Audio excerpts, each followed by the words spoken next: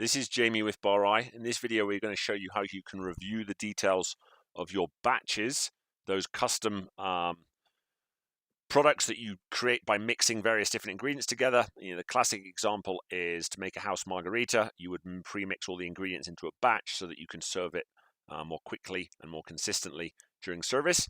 Also applies to occasions where you might mix a couple of different spirits together to make making craft cocktails faster. So here on the browser version from the main screen, we will go ahead and scroll down the left menu to the products menu, and then you want to click on that, and you'll notice that the arrow goes red when it expands, and then go ahead and click on vessels. So this screen, the vessel screen, misleading label up there, but this shows you all the different items that you're currently counting and are in play at your bar. If you go to the right here, you'll see we've got two options here. The all view, which is all items. The local view shows only those items which are specific to your bar. So those will be newly created items that haven't yet gone through verification, but critically also your batches. So let's pick here, we've got a Brazilian Cosmo batch. And so if you click on the ellipses here on the right and click edit, notice there are two steps. So I'm going to start here. I'm on step 2. I'm going to go start and go to step 1. So on step 1 here, you can review the name of the batch, the different ingredients, their amounts, and the total volume. If you click on next, you'll come to the second step. The first steps are not editable once created, so if you change those, you do have to recreate the batch. Whereas on the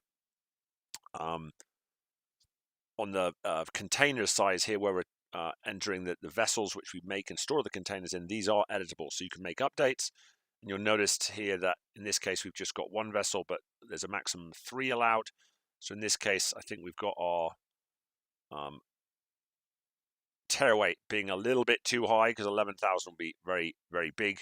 Obviously, I can edit that. I believe the true number here for this batch is 370 or similar, but we can make that update. Click Save Changes, and you're all set. So that was how to review the settings of your batches.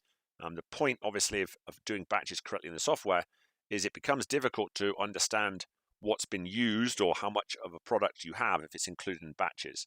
The advantage is that if you tell the software how you make the batch, what containers you store it in, we can then weigh those custom batch containers, and the software will calculate precisely how much of each product is in them and add that back into the total of that product. So for instance, if you're adding, say, Tito's to a batch, but you mix it with all sorts of other things, it will calculate the exact amount of Tito's in your batches and then add that back to the total Tito's count, so you know what you have on hand at all times. As always, thank you for watching, and if you would like to have any other videos explaining certain parts of our software, just shoot us an email. Thank you so much.